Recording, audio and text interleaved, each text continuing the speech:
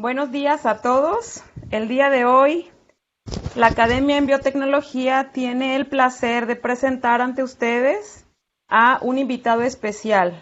Nuestro invitado especial es el maestro Francisco Reyes Baños. Él es economista de formación, tiene una maestría en políticas públicas comparadas de la Facultad Latinoamericana de Ciencias Sociales, Flaxo, en México, y tiene amplia experiencia en política pública, en ciencia, tecnología, financiamiento y legislación en los centros públicos de investigación. El maestro Reyes participó directamente en la implementación presupuestaria del ramo 38 del Consejo Nacional de Ciencia y Tecnología y posteriormente en el seguimiento de la operación del sector en los últimos 18 años. Dado esto, el maestro pretende transmitirnos su experiencia de primera mano con la política pública en ciencia, tecnología e innovación y particularmente lo relacionado con la operación normativa presupuestaria de los centros públicos de investigación. Entonces, sin más preámbulos, maestro Reyes, le cedo la palabra. Muchas gracias, buenos días a todos. Doctora Reyes, muchas gracias por la invitación. Muy contento de estar con ustedes. Y efectivamente, con el gusto de poderles platicar un poco de la experiencia que he tenido a lo largo de los últimos 20 años, con todo lo relacionado a la implementación de la política pública y el presupuesto del sector ciencia y tecnología. Antes de continuar, primero que nada quiero comentarles que efectivamente tuve en suerte tener la oportunidad de ver el nacimiento de la Ley de Ciencia y Tecnología y consecuentemente la implementación, la generación de un nuevo ramo presupuestal, el ramo 38 en su momento, lo cual fue una circunstancia sui generis en la Administración Pública Federal por consideraciones que en un momento más les voy a comentar. Tuve la posibilidad de visualizar, de implementar el ramo 38 de Ciencia y Tecnología en su momento, en el año 2002 y finalmente su creación plena en el año 2003. Comentaba que quería empezar con esta frase que me llamó la atención, que dice que la vida es como andar en bicicleta, para mantener el equilibrio tienes que seguir moviéndote. Esto significa, en pocas palabras, que quien se detiene se va a caer tarde que temprano. Y esto viene a colación porque, déjenme comentarles, México, en los años 50 y 60 del siglo pasado, era una economía muy prometedora. Había grandes expectativas de un despunte singular, el cual se dio en llamar incluso en algunos casos como el milagro mexicano. El milagro mexicano venía junto con algunas grandes sorpresas que el país estaba dándole a todo el mundo. Unas referencias muy interesantes que hacer mención. El primer presidente en el mundo en volar en avión fue el presidente Francisco I. Madero. Por supuesto, solamente fueron 12 minutos, fue un vuelo prácticamente experimental, pero ya desde entonces llamaba la atención en México. Llamó la atención México cuando se colocó a la vanguardia, hablando de que había un inventor mexicano que estaba prácticamente en el top, lidiando con aquellos que estaban generando la televisión a color. Y también habían grandes expectativas porque habían inventores que inclusive podían participar en grandes avances, como fue el caso de Luis Ernesto Miramontes con el primer anticonceptivo oral. Todo esto hablaba de una economía que tarde que temprano iba a entrar en las grandes élites de los países desarrollados. Algo pasó, algo detuvo este avance y eso es algo que vale la pena que comentemos. Mismo vamos a platicar un poco y siguiendo un poco unas preguntas que nos pueden orientar. ¿Realmente existe una política pública definida de ciencia y tecnología? ¿Está la ciencia y tecnología en la agenda pública nacional? Veamos algunos aspectos en específico de los CPIs, cómo obtienen sus recursos, su legislación, su normativa presupuestaria, la burocracia, ¿realmente entorpecen su desarrollo? Y un poquito hablemos del futuro, qué es lo que podríamos esperar con lo que hoy día tenemos. Que nada, quisiera comentarles de una manera muy sencilla de qué vamos a hablar cuando hablamos de política pública. En realidad hablamos de acciones estructuradas de modo intencional y causal para resolver problemas públicos. Es decir, tenemos que identificar que hay un problema que ha tomado las dimensiones suficientes para que llame la atención de una sociedad en un ámbito bastante generalizado. La característica de una política pública es que no solamente es el gobierno quien actúa, sino que hay una participación muy clara de los sectores de la ciudadanía. En ese sentido, es pública. También vamos a hacer referencia a algo muy interesante que es lo que en políticas públicas se haya dado en llamar la agenda pública. Con esto lo que queremos dar a entender que son aquellos temas que se han colocado por su dimensión, por su importancia, con la atención plena del sistema político. ¿Por qué es importante esto? Porque si no tienen la atención plena del sistema político, es muy difícil que haya recursos que sustenten una política pública. Entonces, es relevante que hablemos en esos términos. Remontémonos un poco al principio. Y con principio quiere decir en las postrimerías de los años 2000. ¿Qué queríamos o qué entendíamos como un diagnóstico del estado de la ciencia en México?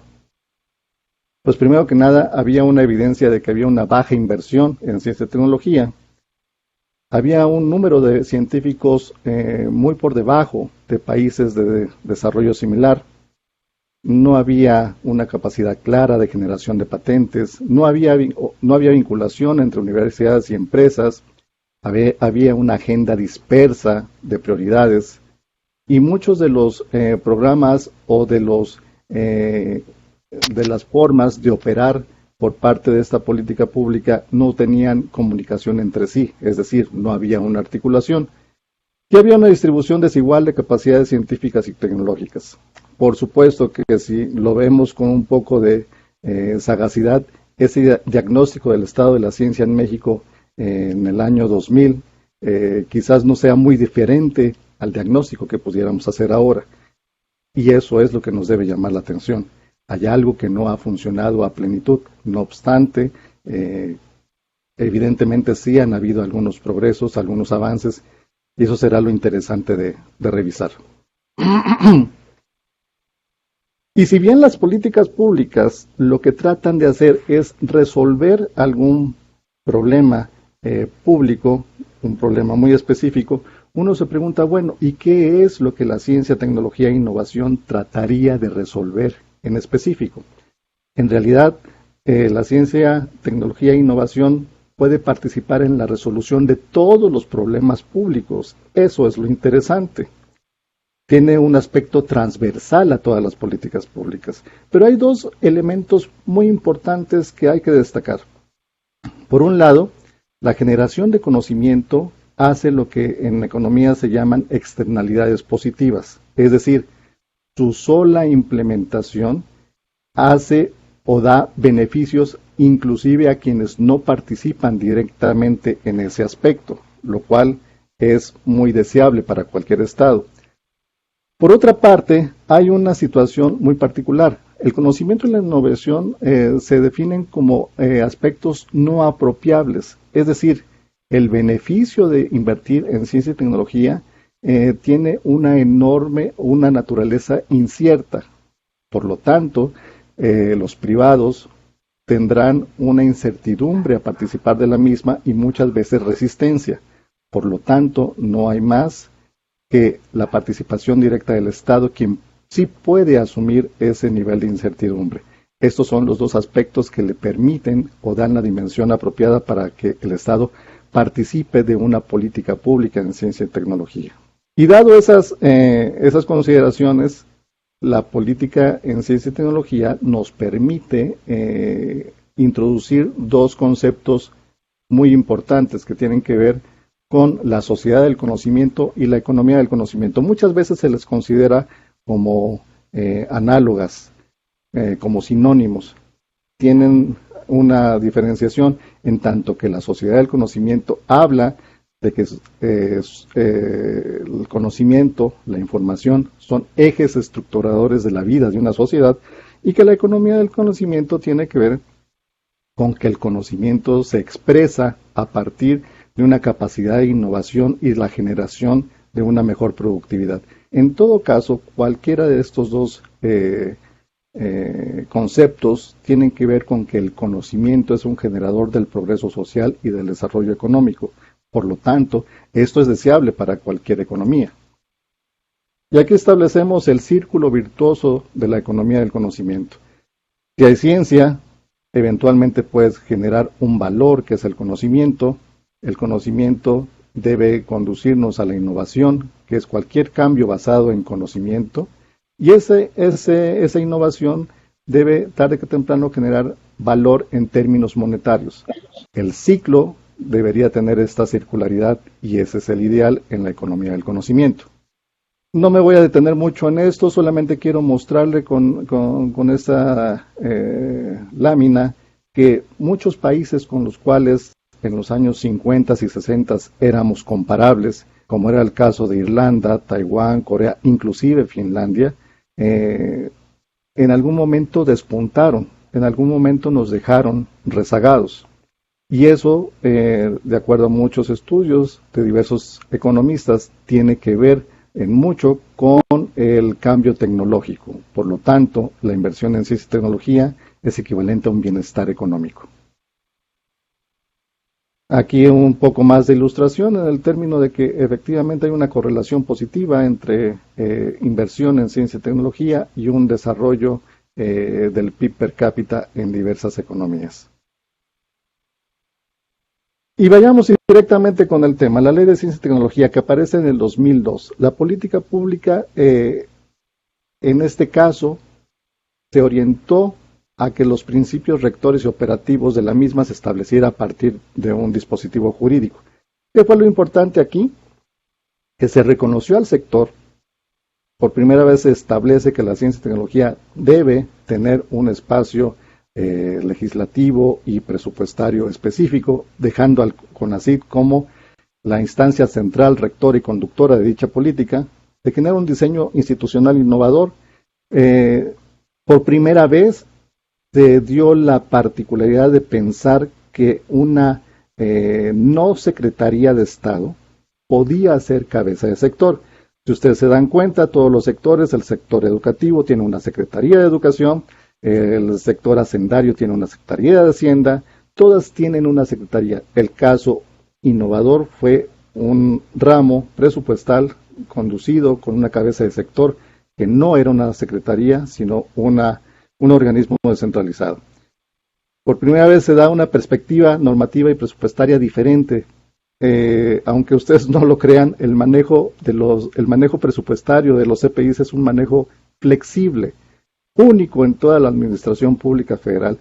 La mayor capacidad de gestión técnica, administrativa y presupuestal en términos de autonomía la tienen los centros públicos de investigación. Yo sé que eso puede ser a veces un poco difícil de creer, pero imagínense si así es en los centros públicos de investigación, ¿cómo es en el resto de los sectores de la administración? Y uno de los aspectos más importantes que trajo la Ley de Ciencia y Tecnología, por primera vez se establece una meta presupuestaria muy ambiciosa, que era dar el 1% del Producto Interno Bruto al sector. Sin embargo, pues algo falló. Aún con todas estas aspectos muy convenientes para el sector, algo falló. Y voy a platicar muy brevemente con ustedes sobre mi visión de qué es lo que podría haber fallado. Número 1. Es muy difícil establecer por decreto un objetivo presupuestario. ¿Qué quiero decir con esto? El presupuesto no es un aspecto al infinito. Tiene varias consideraciones y variables económicas. Estas variables económicas operan a favor o en contra de un mayor o menor presupuesto. Declarar un aspecto o una limitante de este carácter hace que tarde que temprano haya necesidades con mayor prioridad y por lo tanto se vaya rezagando la posibilidad de atender este 1% del PIB. Número 2, cuando uno establece un monto presupuestario, debe haber una claridad definida de qué objetivos y metas se pretenden en ese momento establecer. Yo recuerdo que en las conversaciones que teníamos con el CONACYT del año 2002-2003, ellos simplemente hacían referencia de que, bueno, ya hay por Ministerio de Ley la obligación de que ustedes, Secretaría de Hacienda, me den el 1% del PIB. Muy bien, díganos, por favor, CONACYT, en qué pretenden gastarlo. Bueno, no lo tenemos en este momento claro ni definido, pero primero quisiéramos ver que existe el recurso. Y la situación es al revés. Primero deberíamos saber en qué se va a gastar para entonces establecer cuál es el monto que se va a definir. Eso no sucedía y de hecho, hasta el 2018 que dejé la Secretaría de Hacienda, no se había definido con claridad qué se haría si el día de mañana tuviera el 1% del PIB el sector ciencia y tecnología. Pero más grave que todo eso es que a cualquier propuesta de gasto necesita haber forzosamente, y eso creo que debe ser por pura lógica, cuál va a ser la fuente de financiamiento específica para ello.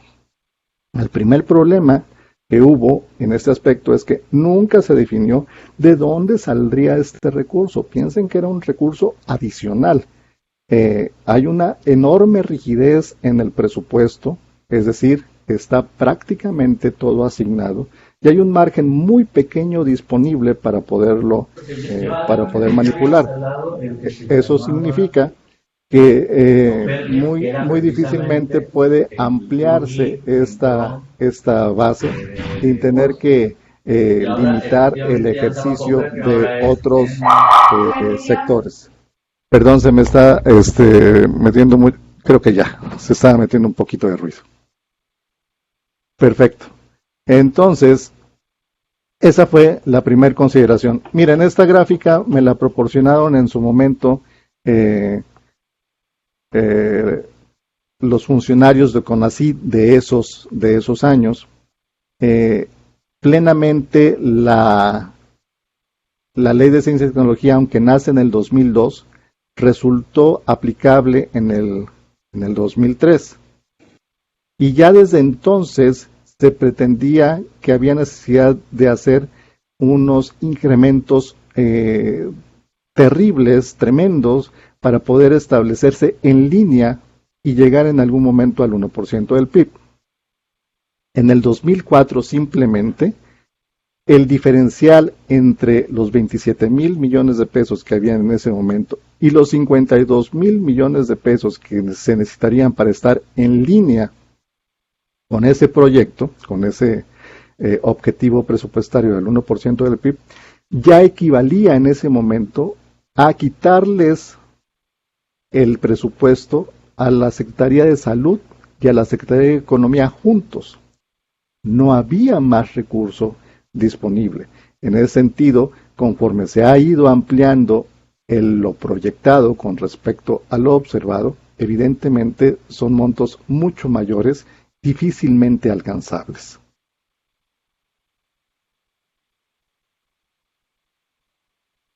No me voy a detener mucho en esto. Hay un debate bien interesante porque ¿de qué estamos hablando cuando queremos hablar del 1% del PIB? Algunos dicen que es del gasto nacional en ciencia y tecnología, otros dicen que es el gasto de investigación y desarrollo experimental. Aquí hay un debate de carácter estadístico, del cual lo más interesante que quiero rescatar es que la política pública en ciencia y tecnología solamente se ancló, solamente se consideró la posibilidad de establecerse en esa línea a partir de lo que pudiera otorgar el sector público, pero no se consideró en plenitud al sector privado. Fue otra característica que no nos ha permitido avanzar en ese aspecto, porque evidentemente sin la concurrencia del sector público y del sector privado es muy, muy difícil que podamos alcanzar objetivos presupuestarios de ese tamaño. Les dejo algunas láminas adicionales en donde básicamente lo que quiero darles a entender es esta diferenciación entre conceptos estadísticos de la aportación en ciencia y tecnología y una lámina en donde les hago una referencia un poco esquemática de que en realidad el gasto que año con año aprueba la Cámara de Diputados para el presupuesto de egresos en lo general, el 80% prácticamente está comprometido. Apenas es un 20% disponible y ese 20% es el margen de maniobra sobre el cual prácticamente todos los sectores de la Administración Pública Federal están muy atentos prácticamente a la cacería de algún recurso adicional para poderlo incorporar a la consecución de sus objetivos y metas institucionales. Es un margen muy, muy limitado. Segundo aspecto que me parece que ha fallado en la política pública de ciencia y tecnología a partir de esta ley. El mayor problema que aquí se dio es que la ley prácticamente resultó en una situación, digámoslo de una manera coloquial, en un albazo. ¿Qué quiero decir con esto?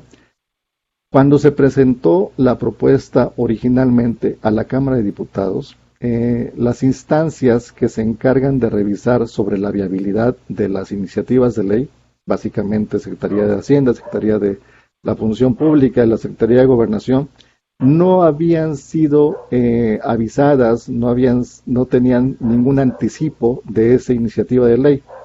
Por lo tanto, cuando llegó a la Cámara de Diputados, careció de las revisiones y aportaciones necesarias, sobre todo de carácter técnico, para que su implementación fuera la más adecuada. La falta de un objetivo común interinstitucional, por lo tanto, generó una tensión en lugar de la cooperación necesaria. Y eso, por supuesto, ha generado que no sea operable al 100% muchas de las prerrogativas y expectativas que generó la Ley de Ciencia y Tecnología. Otro aspecto que también podemos criticar o señalar que ha fallado en la Ley de Ciencia y Tecnología es que ofreció o prometió aspectos muy interesantes de autonomía y sin embargo esta no fue operable a plenitud. Sobre todo esto se notó mucho en las cuestiones presupuestarias de los centros públicos de investigación. Había la idea de que había absoluta libertad para la gestión de los recursos propios en los centros públicos de investigación. Esto no ha resultado del todo porque hay otras disposiciones que limitan este ejercicio libre. Se pensó que había una flexibilidad sui generis o particular para generar servicios personales, es decir, nuevas plazas, sin limitaciones, y esto en realidad fue muy lamentable porque esas limitaciones, esas nuevas plazas, no son una atribución directa de los centros públicos de investigación, lo cual demeritó en esa idea de autonomía en los servicios personales. También se generó una expectativa de que los órganos de gobierno de los centros públicos de investigación podrían tener una autonomía de gestión que no necesitarían de la participación de otras instancias gubernamentales. Tampoco esto fue así. Hay una clara limitación en ese aspecto y todavía sucede de esa manera. Y finalmente no quedaba claro o no fue evidente que hubiera una diferencia en términos de que los CPIs tendrían un aspecto diferente en cuanto a rendición de cuentas, excepciones a licitaciones, diferencias en registros públicos o en registros de cartera de inversión. Al final de cuentas, los centros públicos de investigación se dieron cuenta de que no podían operar con ese grado de libertad que se les había ofrecido para esta ley de ciencia y tecnología. Bien, otro aspecto que falló fue que la gobernanza no terminó de definirse. Si bien es cierto, CONACYT se estableció como la autoridad responsable de la política pública nacional, la verdad es que no ha tenido ni el nivel ni la jerarquía en términos políticos para ser realmente un rector en esa materia. la máxima instancia de decisión en cuanto a política pública, que es el Consejo General de Ciencia y Tecnología, que preside, de acuerdo a esta ley, el presidente de la República, se ha reunido muy pocas veces y no ha sido una gestión, digamos, activa en estos aspectos. Ahora, imagínense cómo un solo instrumento normativo como es la Ley de Ciencia y Tecnología puede otorgar flexibilidades equivalentes o igualitarias a un universo de 27 centros públicos de investigación tan diferentes. Imagínense que son 14 asociaciones civiles, 7 organismos públicos descentralizados, 3 sociedades civiles, 2 fideicomisos públicos y una sociedad anónima de capital variable. ¿Cómo podíamos establecer parámetros de aplicación general en un universo tan heterogéneo como este? Por supuesto que aquí lo que pasó es que hubo una falta de organización o de articulación en este instrumento normativo. Luego entonces, áreas de oportunidad muy señaladas que con esto que les acabo de comentar deberían preverse para quizás aportar ideas para una posible nueva ley de ciencia y tecnología del futuro. Entiendo que hay una enorme pretensión por hacer una nueva legislación al respecto. ¿Qué podríamos sugerir que cambiara en este aspecto? Primero que nada, que realmente se den consensos. Desafortunadamente lo que he estado viendo últimamente es que no se generan los espacios o los foros necesarios para que la comunidad de científicos y tecnólogos participe en esta idea. Se ha quedado rezagado. También es muy importante que participen especialistas en la materia. No debería volver a suceder que llega CONACYT con una propuesta y que no hay una participación de administradores, de abogados, de científicos, de tecnólogos y generen una participación en consenso con los especialistas en cada una de la materia. Y sobre todo, quiero decirles que hoy por hoy la ciencia y tecnología no se encuentra plenamente identificada en el sistema político nacional, es decir, no se encuentra en la agenda pública. Por lo tanto, cuando un aspecto no se encuentra en la agenda pública, difícilmente puede orientar recursos hacia su sector. ¿Cómo obtienen los centros públicos de investigación sus recursos? Básicamente de dos fuentes. Por un lado, los recursos fiscales que provienen del presupuesto de egresos de la Federación, a partir del financiamiento de impuestos, productos y derechos, etc. Y esos están plenamente sujetos a la fiscalización y transparencia. No veo ahí una posibilidad de que haya una disposición diferente para que los centros públicos de investigación actúen con la libertad que necesitan en algunos casos. Por otra parte, es cierto que los centros tienen recursos propios que provienen de la actividad del CPI puesta en el mercado, pero a su vez esos también están claramente limitados. Hay que considerar que siguen siendo recursos públicos que se han generado a partir de la infraestructura y del personal que está orientado a o que está dirigido por el gobierno federal.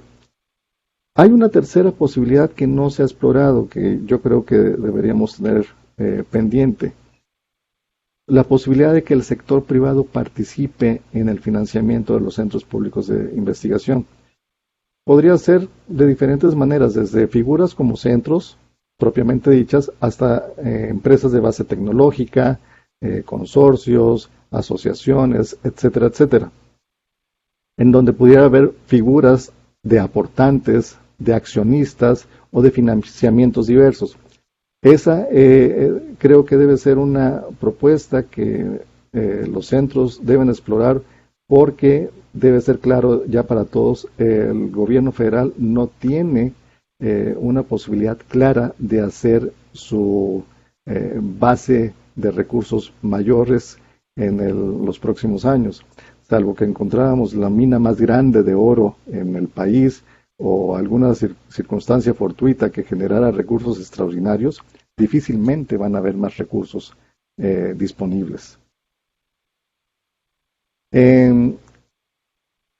Siempre que he conversado con la comunidad científica, hay un tema recurrente en el sentido de que se necesitan nuevas plazas, de que se necesitan nuevos espacios para todos los investigadores que año con año se van graduando y se van incorporando al mercado laboral. Hay una verdad que debemos aceptar. El gobierno difícilmente puede seguir generando plazas al infinito. Y cuando las crea, estas están, digamos que apartadas, por usar una palabra coloquial, por aquellos sectores que se han posicionado mejor en la agenda pública. En este momento debe ser claro para ustedes que los sectores que están en esa condición son el sector salud y el sector seguridad. Difícilmente podría ser que reciban los centros públicos de investigación una inyección sustantiva en esos términos. ¿Qué es lo que deberíamos aquí proponer? Definitivamente regresar al punto. Si la ciencia y tecnología no está en la agenda como un aspecto prioritario, si no está en la agenda pública como un aspecto prioritario, no va a tener la atención y por lo tanto no va a tener la posibilidad de que los recursos se enfoquen hacia ellos. También debemos buscar nuevos esquemas de contratación. Aquí el aspecto tiene que ser esquemas creativos, inclusive la posibilidad de coparticipación, gobierno federal, gobierno estatal o gobierno federal y particulares, en donde sean nuevas formas de contratación que permitan que haya incorporación de nuevos investigadores. No quiero parecer negativo, pero yo veo muy difícil que haya un acondicionamiento, un financiamiento sustantivo en la generación de nuevas plazas para los centros públicos de investigación. No lo veo en el futuro inmediato ni en el largo plazo. La inversión en los CPIs es otra asignatura pendiente. Estando en la Secretaría de Hacienda me queda claro que muchos de los centros de investigación se han quedado con la infraestructura que se les pudo proveer en los años 90. Y esto es muy delicado porque entonces ¿cómo podemos hablar de una ciencia de frontera cuando laboratorios, instrumental, instalaciones, etcétera, son del pasado? Una buena alternativa eran efectivamente los fideicomisos de los centros públicos de investigación, pero eso ya es historia pasada. Esa figura ya se acabó, ya no existe y no veo posibilidades de que se recupere en el futuro inmediato. ¿Qué es lo que hay que visualizar ahí? Bueno, necesitamos esquemas financieros que permitan a los CPIs conservar sus disponibilidades financieras. ¿Qué quiero decir con esto? Al finalizar de cada ejercicio, los recursos, tanto fiscales como propios, si no están devengados, tienen que devolverse a la tesorería de la Federación. Eso es algo que va a suceder próximamente en los centros públicos de investigación y va a ser un golpe muy duro para los centros, que mucho de lo que se haya generado en el ejercicio pues no va a ser canalizado para el beneficio de los propios centros, lo cual va a ser muy desgastante. Aquí, ¿qué hay que hacer? Hay que proponer un esquema de excepción para los centros públicos de investigación bajo parámetros de equilibrio financiero y de uso productivo de estos recursos. ¿Se puede hacer? Sí se puede hacer. Solamente hay que generar las condiciones necesarias para que esto sea atendible. Y otra de las ideas que deben procurarse es que los centros públicos de investigación no han logrado constituirse en un sistema propiamente dicho y por lo tanto la concurrencia de recursos y de inversión no ha sido un hecho que se haya aprovechado. Esa va a ser una alternativa que hay que buscar. No veo que haya incrementos importantes presupuestales en los próximos años y por lo tanto visualizar esta posibilidad es muy importante. El futuro, antes decíamos que el futuro era lo que vendría mañana, el futuro ya es hoy. Esta tablita que les presento es una de las tablitas que manejaba en su momento el CONACYT del sexenio del presidente Vicente Fox. Estos eran los temas prioritarios identificados y básicamente no han cambiado. Este es un elemento bien interesante porque no podemos poner palomita ni media palomita en muchos de ellos. Enfermedades emergentes, ya desde entonces se hablaba de esta situación.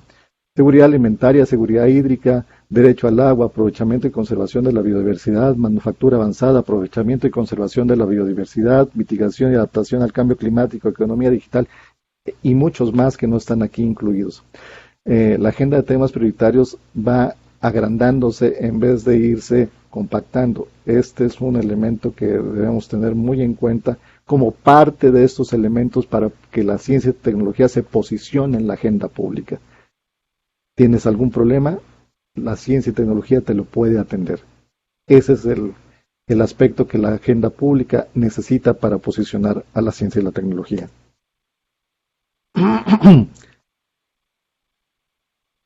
¿Cómo podríamos visualizar a los centros públicos de investigación, digamos, en los próximos 20 años? Pues vamos a necesitar instituciones sólidas, articuladas en un verdadero sistema. Vamos a necesitar instituciones con una gobernanza que permita el equilibrio entre la investigación y la operación administrativa. La operación administrativa, yo lo recuerdo muy bien, para muchos de los centros públicos de investigación, la burocracia es equivalente a quien no me permite operar como científico, como tecnólogo. Eso es cierto por una parte, pero por otra parte también consideren que esa burocracia administrativa está anclada a una normatividad muy rígida que no le permite actuar más allá de lo que está plenamente escrito. Recuerden que en la administración pública solamente es posible hacer lo que está escrito. Es una condición del derecho de la administración pública. Si algo no está plenamente escrito en alguna disposición, no se puede hacer. Entonces no es que la burocracia sea perversa por sí. La burocracia está sumamente limitada a atender algunos aspectos de carácter normativo. Vamos a necesitar instituciones altamente vinculadas con las problemáticas nacionales y con la industria nacional. Es cierto, el conocimiento por sí es valioso, pero es todavía más valioso en términos de generar una posición más sólida, políticamente hablando, conocimiento que tarde que temprano da un beneficio económico a la sociedad. Vamos a necesitar instituciones competitivas a nivel mundial. Ya no es solamente ser el mejor centro público de investigación de Baja California Sur o de México. Estamos en el entorno mundial y por lo tanto las expectativas deben ser de ese calibre. El financiamiento es un tema. Y ese tema, y con esto voy a concluir en esta intervención, tiene que ver con cómo deberían evolucionar los centros públicos de investigación. En mi opinión, los CPIs han seguido esta estructura, han iniciado, como se presenta en el lado izquierdo, como CPIs absolutamente dependientes del Estado, del financiamiento del Estado. Hoy en día, ese caso solamente se encuentran en algunos cuantos CPIs y son todos de ciencias sociales. Prácticamente todos los CPIs están en el segundo eslabón. CPIs con un régimen especial del Estado, como es el que proporciona la Ley de Ciencia y Tecnología. Son CPIs que reciben todavía recursos propios, pero que ya tienen una normatividad sui generis que les permite el empleo de recursos propios. Pero todavía hay más. Hay la posibilidad de CPIs con un proceso maduro de producción que solamente operan a partir de recursos propios. Estos CPIs existen y hoy día no reciben ni un peso del gobierno, generan sus propios recursos. pero aún ellos tienen una autonomía institucional limitada. El caso en el sistema de centros públicos CONACYT son Infotec y Comimsa. Infotec durante mucho tiempo ha sido una institución no apoyada, sin embargo ha entrado en algunos problemas de carácter financiero por problemas relacionados a una administración poco efectiva. Comimsa ha sido muy exitoso, ha tenido como área de oportunidad que mucho de su aporte tiene que ver con cuestiones de ingeniería relacionadas con hidrocarburos, y la caída de Pemex también le ha afectado, pues era su principal cliente. No obstante, estos dos centros públicos de investigación siguen siendo un ejemplo de centros que pueden generar ciencia, tecnología, sin depender de los recursos públicos. Finalmente, podría haber la posibilidad de instituciones que tarde que temprano logren una madurez apropiada y logren la independencia del Estado. Yo creo que esta debe ser una propuesta que los centros públicos de investigación deberían tener como parte de su visión. Definitivamente los centros públicos de investigación necesitan un entorno de mayor libertad y de mayor capacidad de interactuar con la industria, con la academia, pero yo no veo que haya una suerte de posibilidad de una normatividad tan flexible que pudiera operar dentro de la administración pública. Yo creo que los centros de investigación deberían proponerse como parte de sus objetivos de largo plazo, eventualmente lograr la desincorporación, quizás no una desincorporación absoluta o plena. Puede haber esquemas que permitan que esto sea operable de manera paulatina, pero bajo un objetivo que les permita de alguna manera operar con la libertad que requieren. Yo he entendido a lo largo de estos años que la mayor flexibilidad que se le puede otorgar a las instituciones generadoras de conocimiento es justamente la posibilidad de operar de una manera libre, la mayor libertad posible. Y pues bueno, con esto yo creo que puedo concluir que hoy en día los CPIs más que nunca deben convertirse en un verdadero sistema nacional de investigación.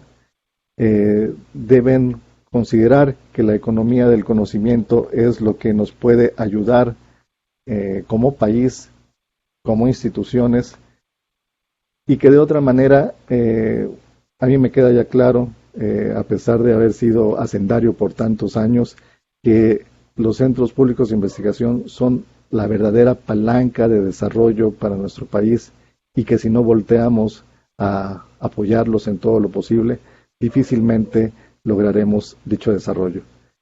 Y pues muchas gracias y sigo a sus órdenes.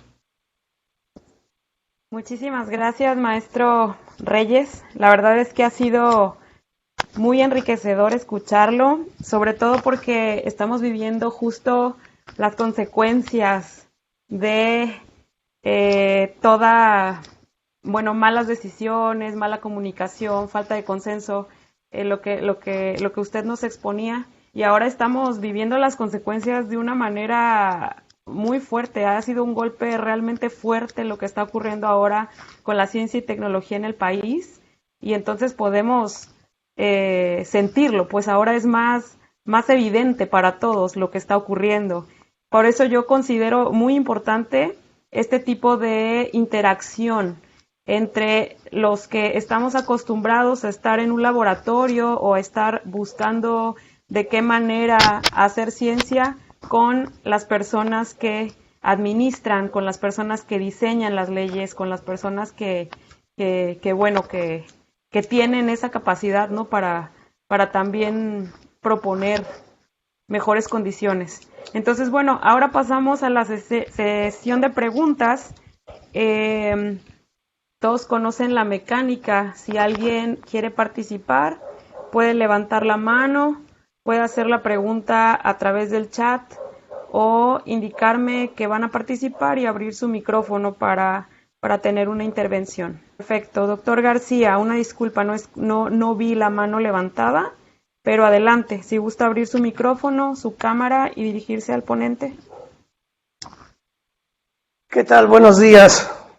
Buenos días. Muchas gracias por la presentación, pues es siempre importante. La gran virtud de estos seminarios es que en unos pocos minutos nos enteramos lo que alguien ha llevado años a aprender, y pues eso enriquece mucho, sobre todo a los estudiantes para quienes están dedicados a estos seminarios. Muchas gracias sobre todo por la experiencia que usted nos ha podido traer. Quizá me gustaría hacer un comentario y una pregunta. El comentario es el siguiente. Ya durante el desarrollo del tema se habló de sociedad de conocimiento y economía de conocimiento. Y pues hasta donde yo pude ver, casi todas las intenciones, las ideas van hacia la economía de conocimiento, a tratar de llevar al país hacia una economía de conocimiento, con lo cual yo estoy totalmente de acuerdo. Lo que sí quiero comentar es que para hacerse una sociedad, una economía de conocimiento, primero habría que hacerse una sociedad de conocimiento. Que la sociedad se beneficie directamente de conocimiento sin necesidad de tener que pasar a través de una innovación, una patente, la venta de un producto. Y ahorita tenemos un muy bonito ejemplo de que esto es cierto. Nosotros en el Departamento de Divulgación del CIBNOR hemos usado desde años el ejemplo del lavado de manos como cómo la sociedad se beneficia de ese conocimiento. Entendemos el mecanismo detrás del lavado de manos, por qué nos es tan útil. Y bueno, pues ahora con la pandemia queda clarísimo que el que la gente entiende ese mecanismo es vital, es más importante que una innovación, porque ese conocimiento va a recaer en toda la población, no solo en un grupo, no solo en una compañía, no solo. Y también me gustaría comentar, yo llevo ya más de 30 años en esto. Cuando yo empecé a hacer investigación, pues los laboratorios no eran laboratorios, eran cuartos. A pesar de tantos brincos y pasos para adelante, pasos para atrás que usted nos mencionó, los cuales son ciertos, se logró establecer un grupo de científicos, no solo en los centros, en las universidades también, que llevaron a un desarrollo impresionante de la ciencia mexicana. No estoy diciendo que nos comparemos contra otros países desarrollados, pero sí tenemos una infraestructura que permitía hacer investigación muy, muy avanzada. Tenemos ejemplos de buenísimos colegas que están haciendo investigación al nivel de mejor. Y sin embargo, por desgracia ahora, estamos viendo que eso está en riesgo.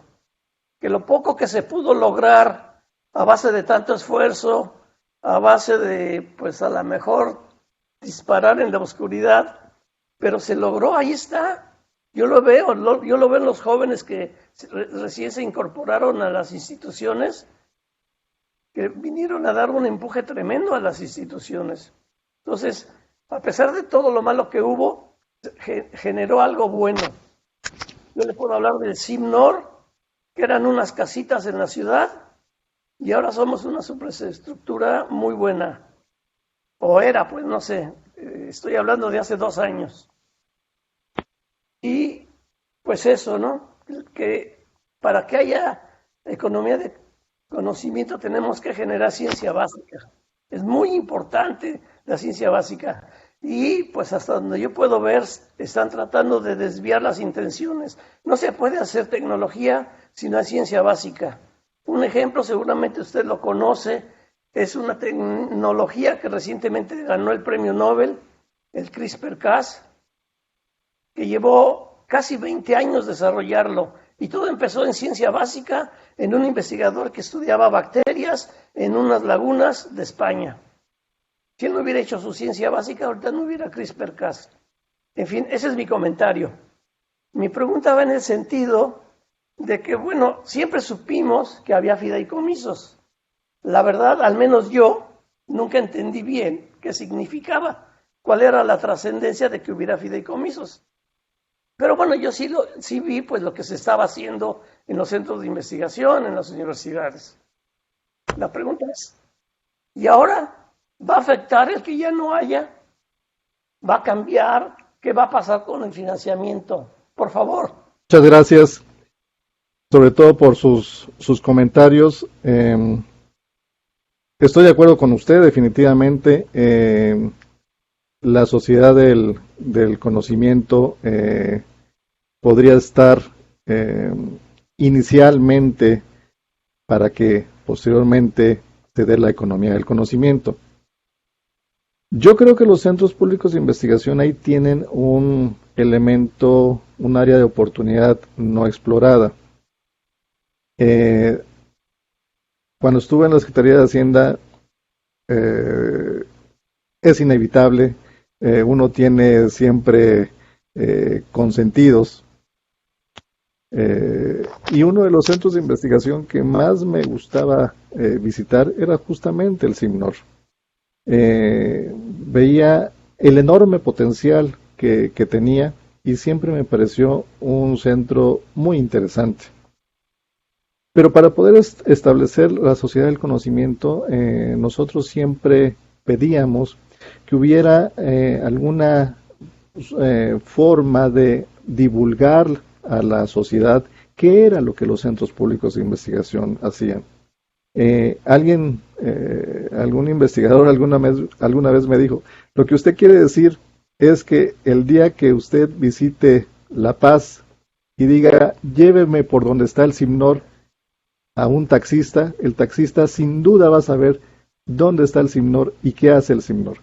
O a Mexicali, en el CIAD, o a Saltillo, Cominsa, o a cualquier lugar a donde usted vaya, si da como referencia un centro público de investigación, cualquier taxista le va a poder decir dónde están.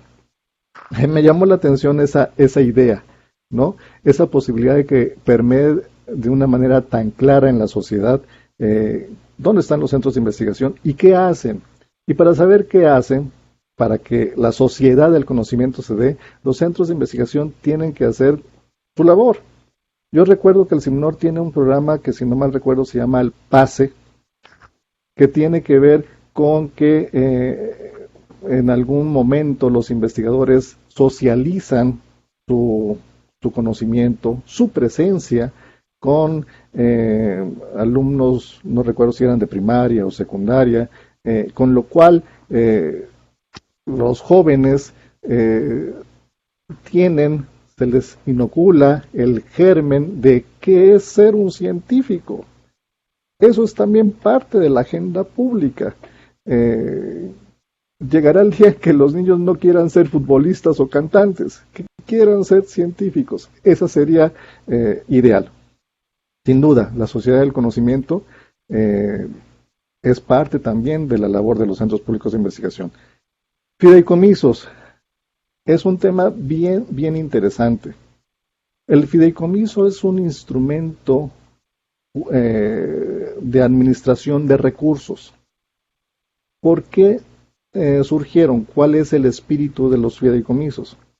Como les comentaba, los recursos que adquieren todas las instituciones públicas están sujetas al principio de anualidad del presupuesto. ¿Qué significa esto?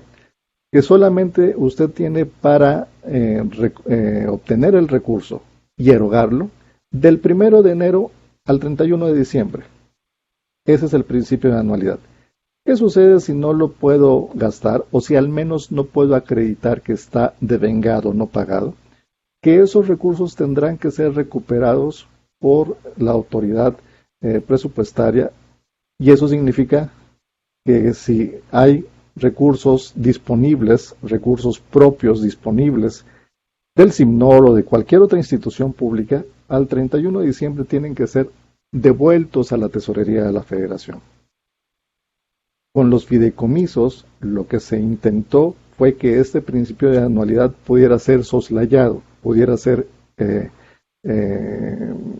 tomado en beneficio de los centros. Esos recursos que pudieran ser susceptibles de devolverse a la tesorería de la Federación se enviaban al fideicomiso, y el fideicomiso era una manera de conservar el recurso y poder dispersarlo con cierta oportunidad y bajo criterios y parámetros que a mí me parece que estaban bien establecidos. ¿Qué va a suceder a partir de que no existan los fideicomisos? ¿Va a afectar? Por supuesto que va a afectar. ¿Cuál va a ser el incentivo ahora de los centros de investigación de generar recursos propios? Y lo más probable es que esos recursos no tengan la oportunidad de ser canalizados en beneficio del propio centro. Ese es el principal inconveniente que yo veo en la no existencia de los fideicomisos en los centros de investigación. Yo creo que es un incentivo perverso que va a operar en contra de la operación financiera de los centros, y que adicionalmente los beneficios que tenían estos fideicomisos poco a poco van a ser visualizados. Era un instrumento a través del cual se podían recibir recursos de terceros, de aportantes. Era un mecanismo a partir del cual podían hacerse mejoras a la infraestructura de los centros, que permitía mayor flexibilidad que la que se opera a partir del presupuesto. Habían muchas flexibilidades que a partir de la desaparición de los fideicomisos ya no van a existir. Es un tema que creo que se debatió hasta el cansancio. Creo que la comunidad hizo lo necesario para demostrar la utilidad de los mismos. Pero bueno, hoy por hoy, de hecho, ayer salió la modificación a la Ley de Ciencia y Tecnología. Ya está operado, ya no hay vuelta atrás. Por eso en la presentación les dije, los fideicomisos ya son historia, ya no hay materia que discutir al respecto. Va a afectar financieramente, y me parece que mucho. Muchas gracias. Muchísimas gracias a usted. Muchas gracias, Ana. Gracias, doctor García. Bueno, ¿alguien más que tenga una participación? Sí, Ana, ¿me permites? Claro que sí, adelante. Hola, licenciado Reyes Baños, ¿cómo estás? Buenos días. Hola, ¿qué tal? Buenos días. Fíjate que escuchándote me queda claro que sí hay visos de salida y hacia dónde debemos de transitar como ramo y como centros públicos de investigación. Pero hay lo que me preocupa mucho y lo vemos con el fenómeno actual de las mañaneras y de la 4T. Creo que el gobierno ha sido muy malo comunicando su gestión, su quehacer y sus logros. Y los centros públicos me parece que no han hecho lo suficiente. Tú bien lo señalabas, el PASE ha sido un programa muy exitoso, muy interesante, con esta idea de poder transmitir y que nazca en los jóvenes el deseo de algún día ser científicos, de lograr transformar nuestra realidad. Pero el resto de las actividades que hacemos, no solamente en el sector de ciencia y tecnología, sino en el resto de la administración pública, parece que no trasciende a la sociedad. Es decir, vemos al principal interlocutor del país con una aprobación más o menos decente, por decirlo así, pero cuando vemos las calificaciones del gobierno, estas son muy malas. Parte de cómo lograr llamar la atención, y lo vemos hoy en esta administración, que no es relevante al sector porque pareciera que no hemos aprovechado y generado los beneficios que la sociedad esperaría con los años que se le han invertido al sector, no los hemos visto reflejados y devueltos hacia la sociedad. ¿Es esto también un problema? ¿Te parece a ti que ha sido un problema a lo largo de la vida del ramo y general de los años pasados en los cuales formábamos parte del sector de educación? Gracias Luis. Pues mira, definitivamente, aprovechando tu amable participación, es una asignatura pendiente. Los centros públicos de investigación tienen que levantar la mano y decir, somos un agente activo de generación de conocimiento y tecnología a favor del país. Somos un elemento importante tenemos en germen la posibilidad buenos del días. desarrollo de la economía del Hola, Carlita, conocimiento. buenos días, ¿cómo estás? Si no lo logramos, nuestro país no va a contar con el enorme beneficio de incorporarse tarde que temprano a la economía del conocimiento. Ahora que retomas el tema del pase, yo en muchas ocasiones hice la propuesta de que se convirtiera este modelo en un modelo aplicable a todos los centros públicos de investigación, que tuvieran un programa presupuestario con una asignación específica para dar a conocer a la sociedad la actividad de los centros públicos de investigación, para generar esta sociedad del conocimiento, como habíamos dicho, el conocimiento como parte estructuradora de la vida de la sociedad. Si esto no se lleva a cabo, pues quedarán en el olvido y no se insertarán en la agenda pública. Recordemos, si no estamos en la agenda pública, la canalización de recursos y de flexibilidades es muy, muy difícil. Gracias. Gracias a ti.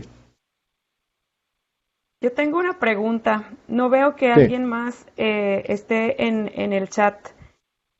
Nos hablaba acerca de que faltó autoridad, hablando de gobernanza, que faltó autoridad por parte de la instancia que nos representa, que es CONACYT. ¿Qué se necesita para que CONACYT pueda tener autoridad? Esa pregunta es muy interesante.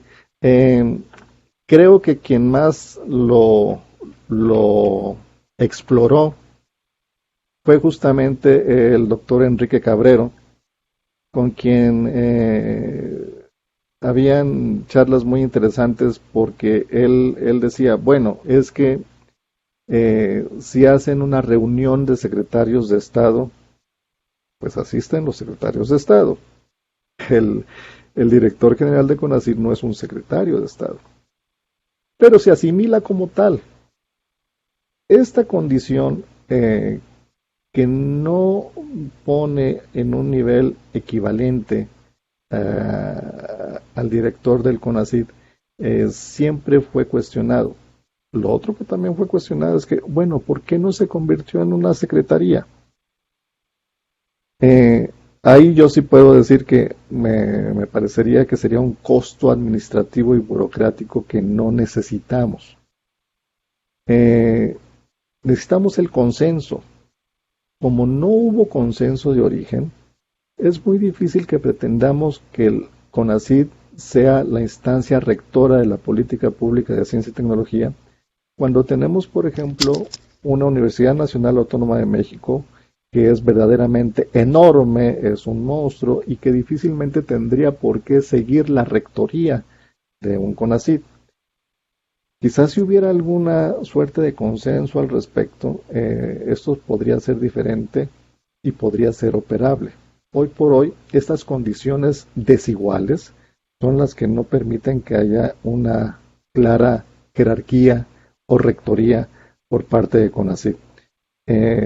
Tendría que explorarse, tendría que llegarse a un consenso, a un acuerdo, y finalmente reflejarse en un dispositivo jurídico que le diera sustancia. De no haber esto, pues continuaremos con una circunstancia un tanto endeble en cuanto a quién es verdaderamente el conductor de la política en ciencia y tecnología. Muchas gracias. Aquí a través del chat me hacen una pregunta. Víctor Flores, ¿qué ha pasado o pasará con los CPIs que tienen como figura el ser fideicomisos? Bueno, hay que tener en cuenta que de acuerdo a la Ley Federal de Presupuesto y Responsabilidad Hacendaria y a la Ley Orgánica de la Administración Pública Federal, existen dos categorías. Existen los fideicomisos, que tienen la característica de ser instrumentos de administración de recursos, y existen los fideicomisos con estructura, que se asimilan a instituciones o entidades de carácter paraestatal. Son cosas diferentes. Las que solamente son un vínculo financiero, son un elemento administrativo, son los que estuvieron sujetos a la extinción como fideicomisos, pero los fideicomisos con estructura que se asimilan a una entidad paraestatal, esos continúan operando de una manera normal. Me parece que en el caso del ramo 38 solamente está el caso de Infotec, que tiene una figura de fideicomiso con estructura, pero es una entidad paraestatal para efectos prácticos. Tienen un tratamiento diferente. Ok, muchísimas gracias. Creo que, bueno, ya son las 10:07. Está tan interesante y yo creo que hay tanto que discutir al respecto que nos pudiéramos quedar aquí más tiempo. Pero, bueno, hemos destinado 1 hora siempre para los seminarios porque los estudiantes tienen labores que continuar, entonces ya varios se han retirado. No me queda más que agradecer mucho su tiempo, agradecer mucho esta plática que nos ha dado luz, yo creo, a muchos de los que teníamos dudas al respecto de la administración de la ciencia y la tecnología. Y bueno, le haremos llegar por correo una constancia de su participación y pues seguimos en contacto. Muchísimas gracias. Muchas gracias, doctora Reyes. Muchas gracias a todos y todos los participantes en esta charla. Muy agradecido y continúo a sus órdenes. Muchas gracias. Le agradecen a través del chat. Muy interesante la conferencia. Muchas gracias. Muy interesante. Gracias. Hasta luego. Hasta luego.